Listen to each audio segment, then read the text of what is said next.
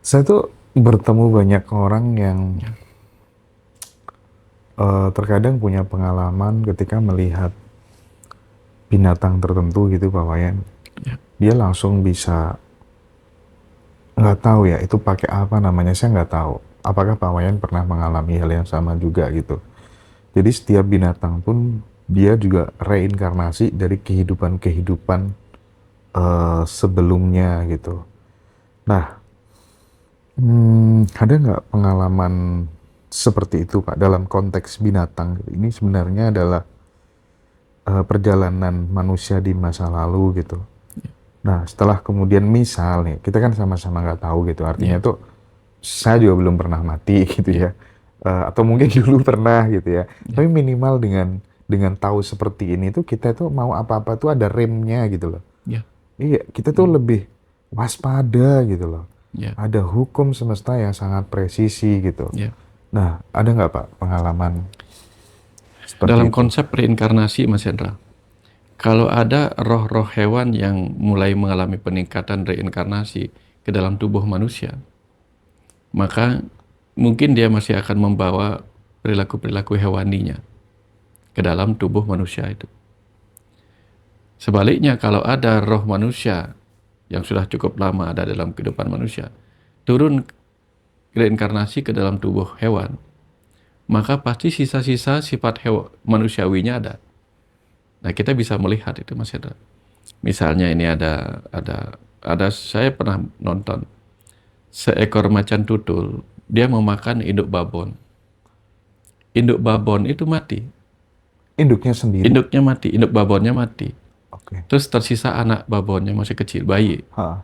Lalu si macan tutul setelah selesai membereskan induk babonnya itu, dia menggigit si anak babon. Saya mengamati itu. Saya kira induk babon itu, anak babon itu akan digigit untuk dimakan. Enggak. Dibawa ke atas oleh si macan tutul. Lalu ditaruh di sebuah bagian dari dahan, jilatin sama dia elus-elus. Artinya apa? Yang kita pikir memiliki kepuasan sepenuhnya, ternyata memiliki cinta kasih juga kepada yang lemah. Tapi dia tentu harus memakan induk babon itu sebagai bagian dari hukum kehidupan. Kadang yang lemah harus dimakan oleh yang kuat. Tapi di situ menunjukkan bahwa apa? Dia tidak semena-mena pada yang sangat lemah. Ya. Dia elus-elus, dia lindungi dari serangan binatang-binatang lain. Gitu. Nah dari sana kita paham bahwa ada banyak makhluk-makhluk yang kita kira di bawah kita, ternyata memiliki roh yang juga memancarkan cinta kasih di dalamnya. Sebaliknya, yang lahir dalam tubuh manusia, tidak semuanya adalah roh-roh yang matang. Tetapi mungkin roh-roh yang sebelumnya ya, berproses dekat dengan kehidupan manusia, sehingga lama-lama dia bisa ada dalam tubuh manusia untuk mengalami peningkatan. Dan tentu dia masih membawa sedikit-sedikit kenangan dirinya, pengalaman dirinya ketika ada di dalam tubuh makhluk hidup di bawah manusia. Gitu. Nah di situ kita tahu Mas Hendra. Gitu. Ciri-cirinya adalah kalau dia adalah manusia yang masih membawa ingatan akan pengalaman hidupnya sebagai makhluk yang lebih bawah, misalnya seperti binatang-binatang. Ini bukan tentang binatang lebih jelek, bukan Mas Hendra. Ini tentang hidup yang kurang pengendalian. Maka manusia model begitu akan didorong oleh sifat alaminya, yaitu apa? Fight or flight. Kemudian untuk kebutuhan dua aja, yaitu food and reproduksi. Hmm. Dia hanya kepentingannya bertahan hidup atau untuk reproduksi. Kenapa demikian? Karena baru itu pengalaman yang pernah dia bawa gitu. Jadi ini bukan tentang baik buruk benar salah. Ini hanya tentang sebuah fase-fase yang pernah dilewati oleh roh itu Mas Hendra. Iya, iya, iya. Ya, ya.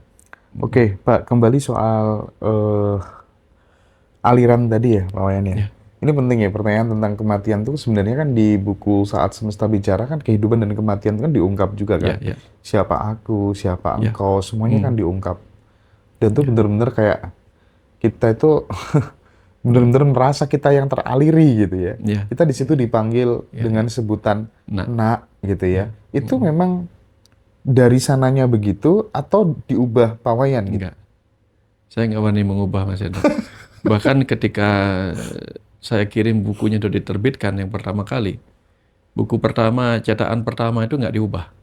Benar-benar mengalir seperti tulisan saya. Begitu di cetakan kedua, hasil editannya dikasih ke saya. Oke. Begitu saya baca ulang Mas Hendra, saya melihat perbedaannya. Perbedaannya ternyata pada apa? Pada titik diubah, koma diubah jadi titik. Oh. Itu terasa Mas Hendra ketika saya baca. Iya, iya, iya, benar, benar, Ini benar. kok ada rasa lain dengan yang aslinya. Saya cek yang aslinya. Ternyata komanya diganti dengan titik.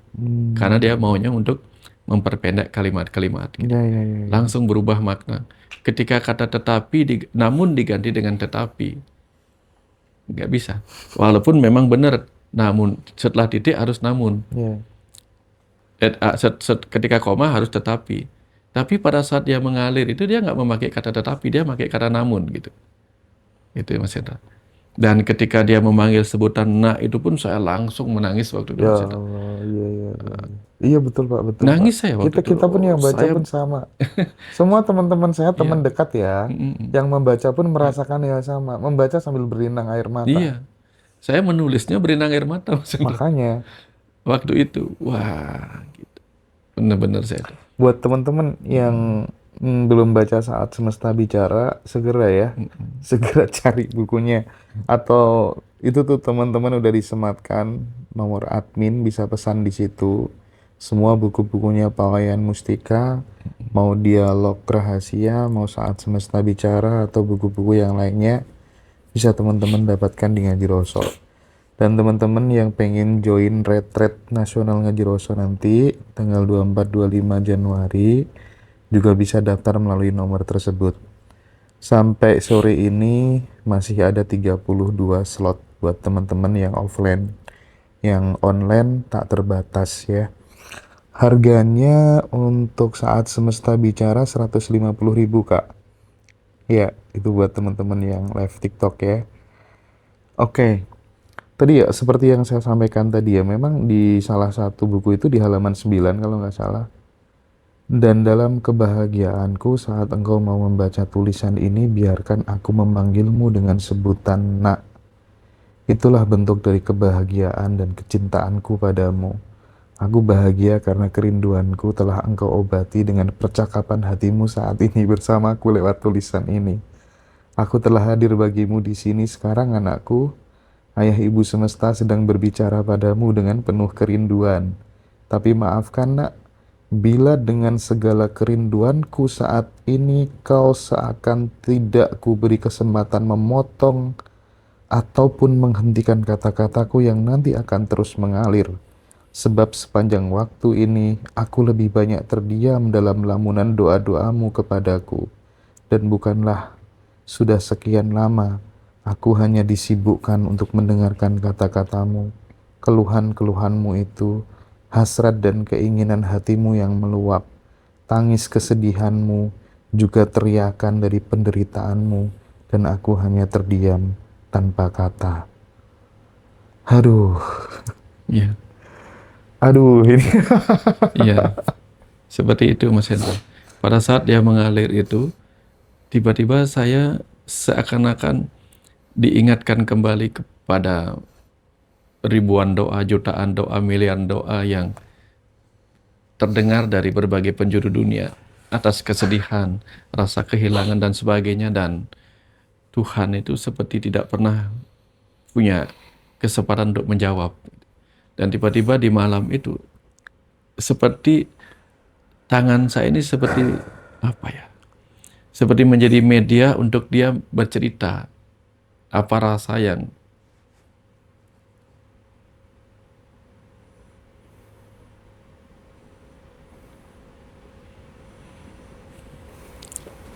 yang dialaminya ketika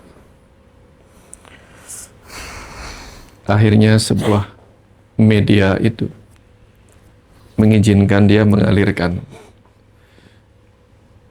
apa yang dirasakan ketika tidak bisa menjawab keriuhan hati jiwa-jiwa yang memanggilnya. Ya, Ya, teman-teman, sorry aku nggak bisa jawab satu-satu ya pertanyaannya. Ada yang pengen konsultasi dan lain-lain. Yang jelas teman-teman nanti pas retret, mari kita ketemu bareng dengan Pak Wayan 2 hari di sana.